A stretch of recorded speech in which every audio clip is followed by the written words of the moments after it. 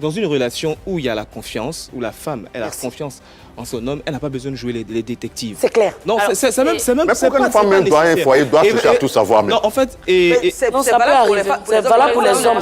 C'est ce que j'ai dit.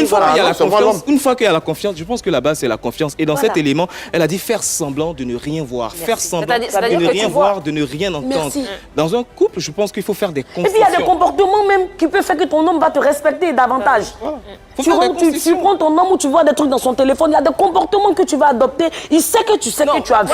Et puis le comportement à suivre va faire. C'est ce que je veux dire en fait, Eva. On normalise l'infidélité, on normalise la violence et ça c'est dangereux. Non, j'ai pas normalisé ça. T'as pas compris mon message. Tu fais des choses dans ton téléphone et tu fais semblant de ne rien voir, c'est normaliser l'infidélité. Non, tu ne m'as pas compris.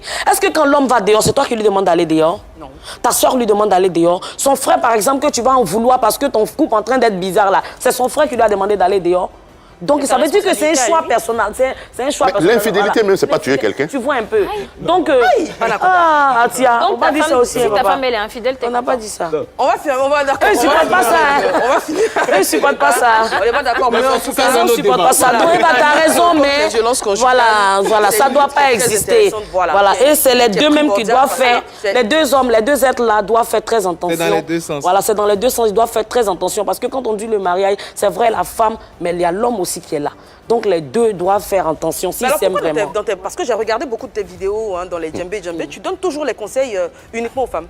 C'est parce que c'est les femmes qui se retrouvent là toujours en face de moi. Sinon, dans des cérémonies où je me retrouve avec l'homme et la femme, je dis à l'homme ce que je dois dire à l'homme. Généralement, tu dis quoi à l'homme? Je dis à l'homme, par exemple, que la femme est un trésor en or béni de Dieu. L'homme, Dieu donne la femme à celui qui peut la considérer, à celui qui peut l'élever, à celui qui peut la respecter aux yeux de tous. Avoir une femme est aussi une bénédiction. Donc quand tu as une femme, que tu sais gérer ta femme, tu verras que toutes tes entreprises, tous tes avoirs, toutes tes chances, que ce soit spirituellement ou dans la vie, tu vas voir que tout va s'améliorer pour toi. Un vrai homme, quand un couple est vraiment lié, quand tu fais souffrir ta femme, là, ça joue sur tes entreprises. C'est ce que tu vis en ce moment. Voilà un message que j'aime.